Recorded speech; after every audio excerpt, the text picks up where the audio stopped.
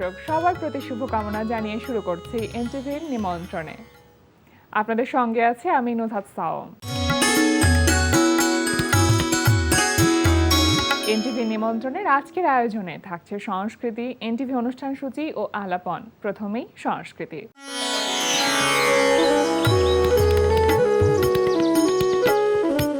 উত্তরার gallery Keir 22তম প্রতিষ্ঠা বার্ষিকী উপলক্ষে গ্যালারি কায়ায় অনুষ্ঠিত হচ্ছে 45 জন শিল্পীর দলীয় চিত্রকলা প্রদর্শনী। প্রতিদিন বেলা 11:30 থেকে রাত 8টা। এই সময়ে প্রদর্শনী চলবে 26 জুন পর্যন্ত। লালমাটিয়ার কলা কেন্দ্রে অনুষ্ঠিত হচ্ছে রাগা রহমানের প্রদর্শনী আনফ্যামিলিয়ার অ্যাফিনিটি। প্রতিদিন বিকেল 4টা থেকে রাত 8টা। এই সময়ে প্রদর্শনী চলবে 30 জুন পর্যন্ত। এবার এনটিভি অনুষ্ঠান সূচি। এবার জানিয়ে দিচ্ছি এনটিভির আজ রাতের বিশেষ বিশেষ অনুষ্ঠানগুলির সময়সূচি। সন্ধ্যা 6:15 থাকছে সমসাময়িক বিষয় নিয়ে অনুষ্ঠান সংলাপ প্রতিদিন।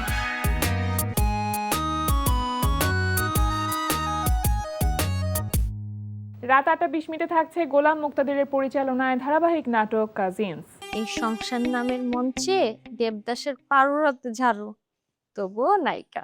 আম্মু, খালাকে যদি তুমি একবার রান্না করে ঢুকতে দাও, সে তো এক্সপেরিমেন্টের পর এক্সপেরিমেন্ট করতেই থাকবে। সারাক্ষণ কি রান্না করবে না করবে সেটা নিয়ে খুব ব্যস্ত, কাকে কি খাওয়াবে খুব চিন্তা তার। রাত 11:30 সরাসরি সম্প্রচার হবে মোহাম্মদ নুরুজ্জামানের প্রযোজনায় সঙ্গীতানুষ্ঠান মিউজিক নাইট। এই ছিল এনটিভির আজ রাতের বিশেষ বিশেষ অনুষ্ঠানগুলির সময়সূচি। এবার আলাপন। প্রিয় দর্শক, আমাদের আলাপনের আজকের অতিথি অধ্যাপক, দ্বিভাষিক লেখক, কবি, তাত্ত্বিক, সমালোচক ও অ্যাক্টিভিস্ট ডক্টর আসফার হোসেন। শুভ সকাল। শুভ সকাল স্যার, কেমন আছেন? চলছে এই বর্তমান সময়ে, বহুলব্ধি ভারাক্রান্ত সময়ে, ইতিহাসের একটা অত্যন্ত চ্যালেঞ্জিং পর্বে যতটুকু ভালো থাকা যায় ততটুকু আছি। আপনি উল্লেখ করলেন ইতিহাসের চ্যালেঞ্জিং সময়, এটা কেন বললেন? এটা এই কারণে বলছি যে দৈশিক এবং বৈশ্বিক পরিসরেই আমরা এখন বিভিন্নভাবে বিপর্যস্ত। আমরা লক্ষ্য করছি একদিকে যুদ্ধ পরিস্থিতি এবং মার্কিন সাম্রাজ্যবাদী আগ্রাসন। আমরা দেশের ভেতরেও, আমাদের নিজেদের দেশেও আমরা লক্ষ্য করছি অসন্তোষ বিভিন্ন মাত্রায় এবং একটা ট্রানজিশনের ভেতরে আছি। এবং সাধারণ মানুষ, যারা মানুষ বলতে সাধারণ মানুষ কথাটা বলা হয়, আমি সাধারণ মানুষ কথাটাকে বিশেষভাবে প্রশ্নও করি। সকলেই মানুষের নামে কথা বলে, জনগণের নামে কথা বলেন, কর্পোরেশনও জনগণের নামে কথা বলে, রাজনীতিকেরাও জনগণের নামে কথা, কিন্তু জনগণ কারা?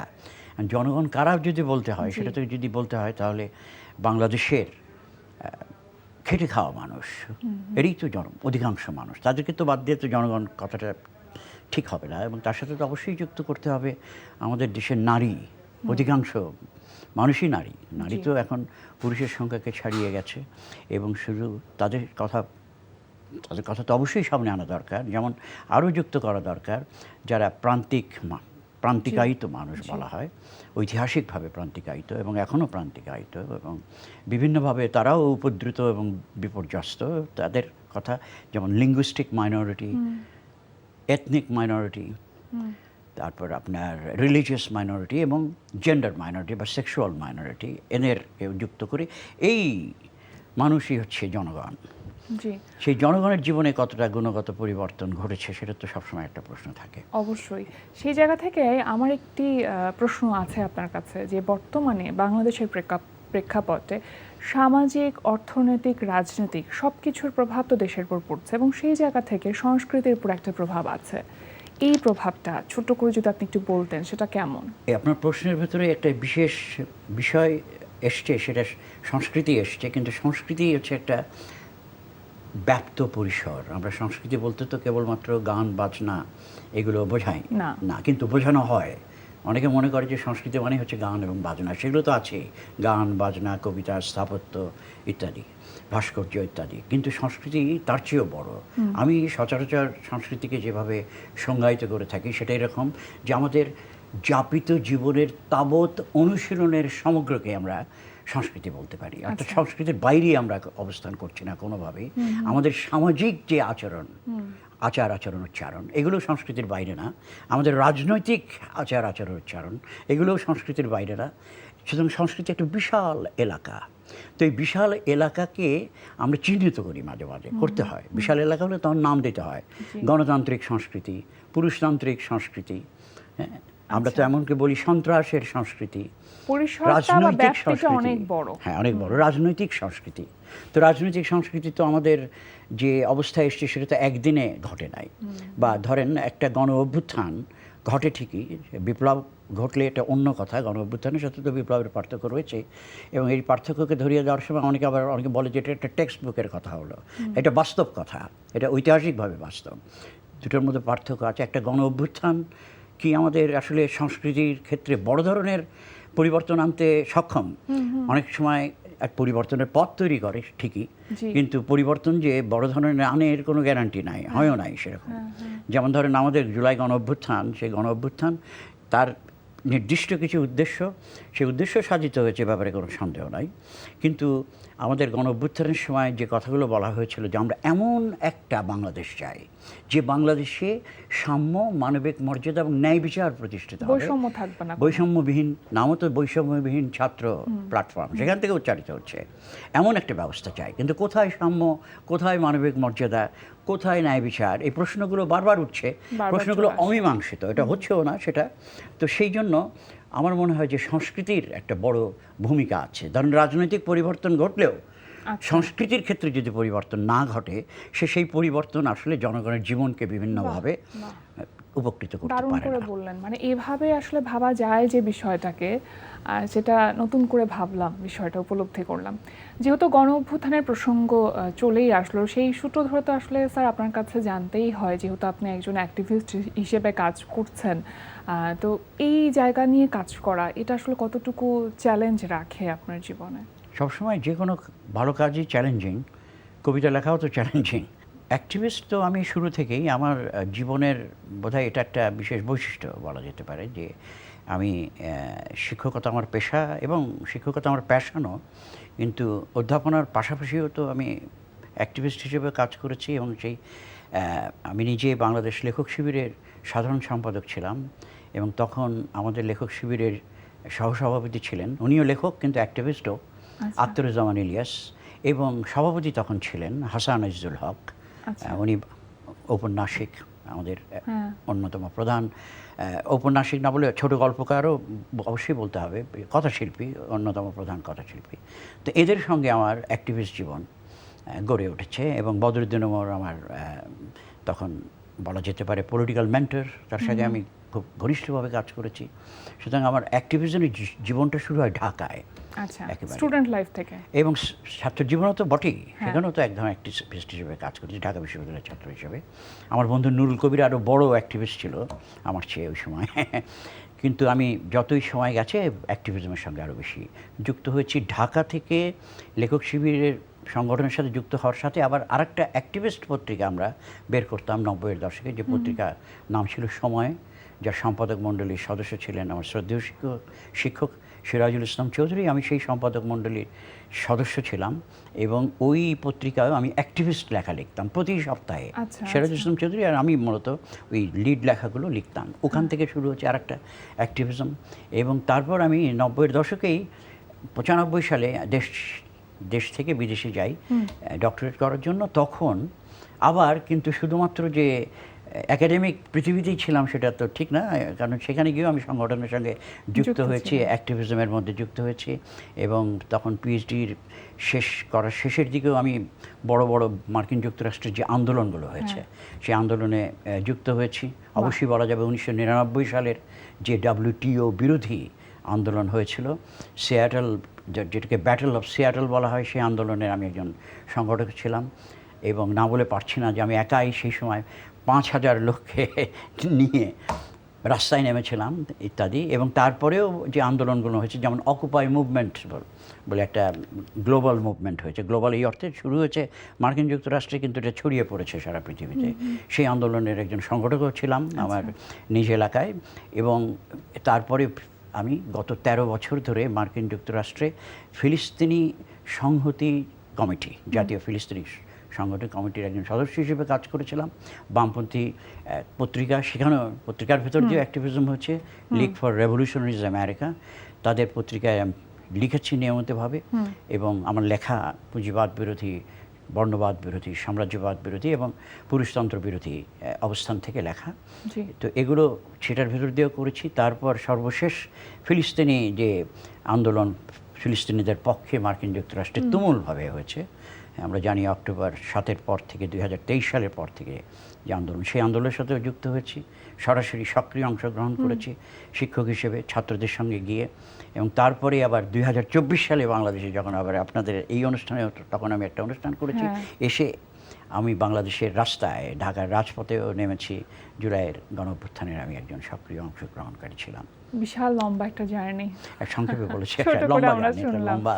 এর আগের বার স্যার যখন আপনি এসেছিলেন, তখন আপনার লেখা একটি বই চিহ্ন ভাসে অবশেষে, সেটা নিয়ে আমরা কথা বলেছিলাম। কেমন সাড়া পেয়েছেন এই বইটির জন্য? ওই বইটি যে পরিমাণ আমি তো আলোচনা হবে আমার বই ওইভাবে আশা করি নাই, কারণ বইটার একটা মিশ্র চরিত্র, নিরীক্ষামূলক ভ্রমণাখ্যান, এর মধ্যে তত্ত্ব আছে, এর মধ্যে কাহিনী আছে, জীবনের গল্প আছে, সব মিলিয়ে টিলিয়ে আমি আশা করি নাই যে বইটা এত আলোচিত হবে। বেশ আলোচনা হয়েছে এবং পত্রিকায় আলোচনা হয়েছে, আমি দেখেছি সোশ্যাল মিডিয়াতেও আলোচনা হয়েছে।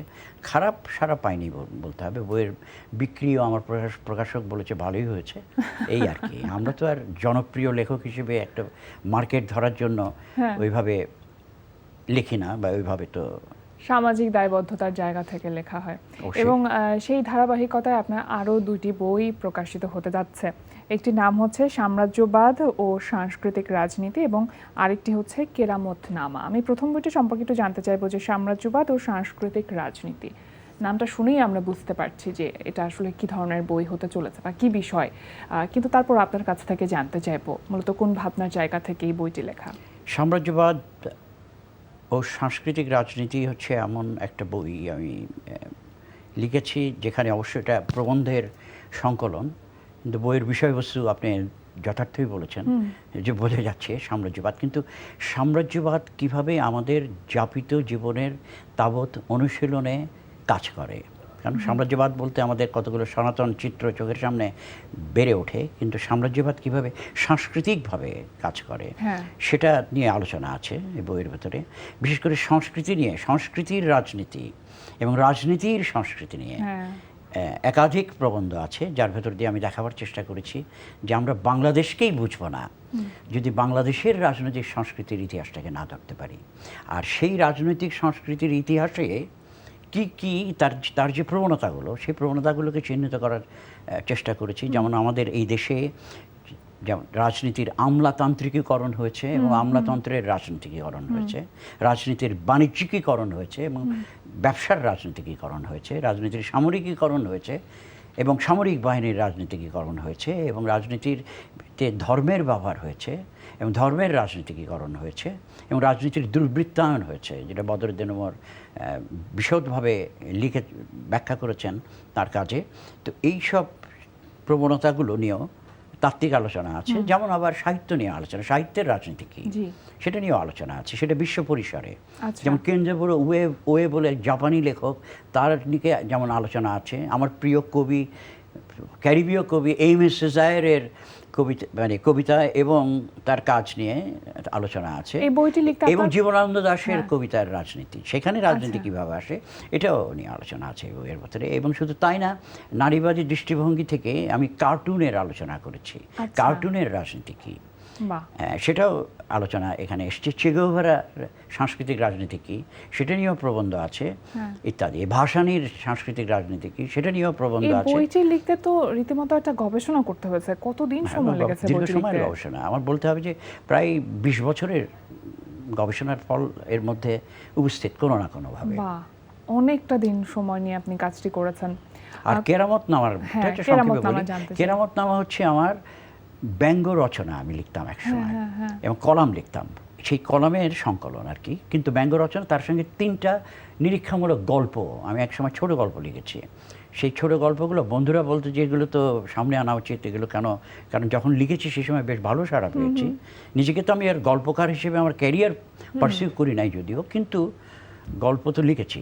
তো সেই 3টা গল্প সহ একাধিক ব্যঙ্গ রচনা, যেখানে কেরামত বলে একটা চরিত্র আছে এবং আমি তাকে ডাকি Keramat Chowdhury, BA honours MA London বলে, এবং তার চোখ দিয়ে বাংলাদেশের রাজনৈতিক, সামাজিক, সাংস্কৃতিক যে ঘটনা, এইগুলো এই ঘটনাগুলো তার চোখ দিয়ে দেখা হচ্ছে এবং সেগুলো ব্যঙ্গ করে, সেগুলোকে ব্যঙ্গ করা হচ্ছে। তার অসঙ্গতি এবং দুর্গতি, পরাগতি, ক্ষেত্র বিশেষে কিছু প্রগতিও, এগুলো নিয়ে বয়ান, চলমান বয়ান, গল্পের ঢঙে আবার সেগুলো বলা। স্যার, আপনি তো লেখাপড়া করেছেন ইংরেজি সাহিত্যে এবং যখন স্টুডেন্টসদেরকে পড়াচ্ছেনও সেটাও আসলে ইংরেজি সাহিত্যে, কিন্তু যখন লেখালেখি করছেন, আমরা তো জানি যে আপনি দ্বিভাষিক লেখক এবং কবি, অনুবাদক সব কিছু, সেই জায়গা থেকে নিজে লিখবার সময় কোন ভাষাটা প্রেফারেন্স বেশি পায়, বাংলা নাকি ইংরেজি? আমি দুভাষায় লিখি আসলে, এবং আমার অবস্থানের কারণে, বেশি সময় বিদেশে থাকার কারণে আমাকে তো ইংরেজি ভাষায় লিখতে হয়। একাডেমিক প্রবন্ধ তো আমি ইংরেজিতেই লিখেছি বেশি, এবং ইংরেজি ভাষায় যদিও বেশি লিখি, কিন্তু মাতৃভাষার স্বাচ্ছন্দ্যের তুলনা হয় না, একেবারেই না। আমি যে ভাষা, মায়ের ভাষা, যে ভাষায় আমি বেড়ে উঠেছি, গড়ে উঠেছি ইত্যাদি, সেটা তো বাংলা ভাষায়। তো বাংলা ভাষায় বলবো যে বেশি স্বাচ্ছন্দ্য বোধ করি। তবে এও সত্য, যেটা সত্য ক্ষেত্র বিশেষে আবার কিছু কিছু বিষয় ইংরেজিতে লিখতে ও স্বাচ্ছন্দ্য বোধ করি। আমি দুটো ভাষাই সমান তালে ব্যবহার করি। আচ্ছা, সমান তালে ব্যবহার করতে হয় আমার পেশাগত কারণে যেমন, এবং আমি যে লেখক হিসেবেও তো করেছি। আমি তো ইংরেজিতেও এক ধরনের সাহিত্য চর্চা করেছি, এবং এখানে না বলে পারছি না, আমার জীবনের আমার প্রথম বইটাই হচ্ছে ইংরেজি কবিতার বই, ক্রোম্যাটনস নামে। এবং এই বইটা বের হওয়ার পর 18 বছর বয়স আমার, তখন বইটা বের হয়, এবং বইটা তখন আমার বন্ধুবান্ধব এবং শিক্ষকরা বেশ প্রশংসা করেছিলেন আর কি। এখন তো পিছনে ফিরে তাকালে মনে হয় যে এটা কেন করলাম, এরকম তো মনে হয়। এবং তখন ইংরেজিতে লেখার খুব একটা ইচ্ছা ছিল। তারপর ধীরে ধীরে আমার কবিতা লেখা ইংরেজি থেকে সরে বাংলায় চলে এলো। হ্যাঁ, লিখেছি বাংলায় কবিতা কিছু, যদিও আমার নিজেকে কবি বলার দুঃসাহস নাই আসলে, যদিও আমার বন্ধুরা থেকেই কবি বলে ডেকে ওঠে। স্যার, একটা বিষয় আপনার মধ্যে আমার কাছে মনে হচ্ছে, আমি আপনার যতবার ইন্টারভিউ করেছি, একটি বিষয় কনস্ট্যান্ট আপনার মধ্যে আমি পেয়েছি, সেটা হচ্ছে জ্ঞানের একটা ক্ষুধা। জ্ঞানকে অন্বেষণ করছেন আপনি, এই যে আপনিও করছেন, এই বিষয়টি আমরা সবাই করি, একজন এক রকম ভাবে জ্ঞানী তো সবাই বিভিন্ন ভাবে। আপনার মধ্যে যেমন একটা কথা এখানে না বলে পারছে না, কেউ কেউ আছে এইভাবে কথা বলে, আরে ও তো মূর্খ, ও তো কিছুই জানে না। তো আমি তাদের প্রতি একটু বিরক্ত হয়ে একসময় বললাম যে আরে সবাই মূর্খ, সবাই মূর্খ, কোনো না কোনোভাবে মূর্খ। যে লোকটা বলছে যে ও তো মূর্খ, সেই লোকটাও তো মূর্খ কোনো না কোনো বিষয়ে। আমি মূর্খ না, মহামূর্খ। এখন আপনি যদি আমাকে বলেন যে অ্যাস্ট্রোনমির ক্লাসে গিয়ে আপনাকে একটা গেস্ট লেকচার দিতে হবে, আমি তো পারবো না সেটা, আমি ওই বিষয়ে মূর্খ। তো আমরা সবাই কোনো না কোনো বিষয়ে মূর্খ, এবং জেনারেলি আমরা মূর্খ। জ্ঞানী হওয়া তো অত্যন্ত কঠিন, জ্ঞান এত বিস্তৃত, সেই জায়গায় তো আমরা মূর্খই তো প্রধানত, সমুদ্রের মতন। এটা তো বলা হয়েছে আগেও, এটা বলার খাতিরে শুধু বলা না, এটা বাস্তব অবস্থা। সুতরাং ওকে মূর্খ, অমুক জানে না, তমুক জানে না, এসব বলে আরেকজনকে খারিজ করা। তাকে যদি আমি বলি যে ভাই আপনি আরবি ভাষা জানেন, আরবি ভাষায় তো আমি কথা বলতে পারি, তো জানেন আরবি ভাষা, সেখানে সে মূর্খ। তো এটা একটা লক্ষ্য করেছি, বিশেষ করে তথা এই শিক্ষিত বাংলাদেশি মধ্যবিত্তের মধ্যে এই বিষয়টা আছে। হ্যাঁ, এবং আত্মমুগ্ধতা কাজ করে, একটা লেখকদের দলের মধ্যেও আছে। হ্যাঁ, ও তো কিছু হয় না, ও তো কিছু হয় না, সেটা কীভাবে, সেটা তো বলতে হবে যে কিছু হয় না, সেটা তো দেখাতেও হবে। তো ওই দেখানোর ক্ষেত্রে তো একটা শ্রম দরকার হয়, সেগুলো না। তো আমাদের এই খারিজবাদিতা বলি এটাকে আমি, এটা কিন্তু সাংস্কৃতিক ফ্যাসিবাদের একটা কিন্তু অংশ। আমরা যে ফ্যাসিবাদ বিরোধী সংগ্রাম করতে চাই, আমরা চাই না যে বাংলাদেশে ফ্যাসিবাদ ফিরে না আসুক, তাহলে আমাদের সাংস্কৃতিক ফ্যাসিবাদের উপর গুরুত্ব দিতে হবে।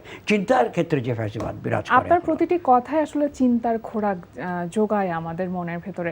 এখন কথা বলতে গেলে আসলে অনেক লম্বা পরিসর দরকার। স্যার, আপনার কাছ থেকে একটি কবিতা শুনতে চাইবো, কোন কবিতাটি শোনাবেন? আমি আমার একজন প্রিয় কবি, পেরুর কবি ফ্রান্সিসকো মার্তিগার এর কবিতা অনুবাদ করেছি। অনুবাদে আমি সেই কবিতাটা আপনাদের সঙ্গে শেয়ার করব। অবশ্যই, শুনি। আচ্ছা, তো কবিতার নাম বাংলা অনুবাদে এ কোন যুদ্ধের কথা বলো। এখানে একটু যুক্ত করি, এই কবিতাটা আমি উৎসর্গ করছি আমার প্রিয় কথাসাহিত্যিক ও শিল্পী বর্ণালী সাহাকে। আচ্ছা। এ কোন যুদ্ধের কথা বলো, বান্দার কসম, জবানের কসম, জমিনের কসম, এ কোন যুদ্ধের কথা বলো কমরেড, এ কোন যুদ্ধ? দাও দাও দাও দাও জলে জ্বলে খাক হয় গ্রাম, নদী, আকাশ, নক্ষত্র, বুলেট বেয়নেটে বিদ্ধ হয় কৃষকের দেহ, নারীর দেহ, শিশুর দেহ, জমি জমি জমি বলে চিৎকার করে জমির মিয়া। দিগন্ত ফেটে চৌচির পুঁজি গড়ে উপনিবেশ তার এশিয়ায়, আফ্রিকায়, লাতিন আমেরিকায় জ্বলছে এদিক সেদিক দিক বিদিক। দাও দাও দাও, এ কোন যুদ্ধের কথা বলো কমরেড, এ কোন যুদ্ধ? হাজির হাজির হাজির হাজির হাজির মার্কিন ডলার, বান্দার কসম, জবানের কসম, জমিনের কসম, এখন যুদ্ধের কথা বলো কমরেড, এখন যুদ্ধ। তার থেকে বেতারে বেতারে, পথে মাঠে ঘাটে, পোস্ট অফিসের ভেতর থেকে বাইরে, চায়ের পেয়ালায় পেয়ালায়, সিগারেটের ধোঁয়ায় ধোঁয়ায়, মেঘলাগা রঙে, মস্তিষ্কের কোষে কোষে, গ্রন্থাগারের গভীর গর্ভে, হরফে হরফে, এ কোন বোমা পতন কমরেড, এ কোন বোমা পড়ে, এ কোন যুদ্ধের কথা বলো কমরেড, এ কোন যুদ্ধ? ইতিহাসের বুকের উপর চড়ে আছে যে মাস্তান, তেরচা করে পানের পিক ফেলে যে অক্ষরের ওপর, উপমার রূপক ঢেপসে যায়, বয়ান আখ্যান ছিন্ন ভিন্ন হয়, জনপদ নিশ্চিহ্ন হয়, নাম মুছে যায়, বাপ দাদার নাম, সন্তান সন্ততির নাম। এ কোন যুদ্ধের কথা বলো কমরেড, এ কোন যুদ্ধ? ছুরি সাদা মানুষ ভেতরে কথা কয়, কথা কয় কাউমাও করে ভেতরে ও বাইরে, কণ্ঠের ওপর আরেক কণ্ঠ, ভাষার ওপরে আরেক ভাষা, মুখের উপরে মুখোশ। সভ্যতা চাই, সভ্যতা চাই বলে চিৎকার করে। এ কোন যুদ্ধের কথা বলো কমরেড, এ কোন যুদ্ধ? তাহলে কি চাই পাল্টা যুদ্ধ?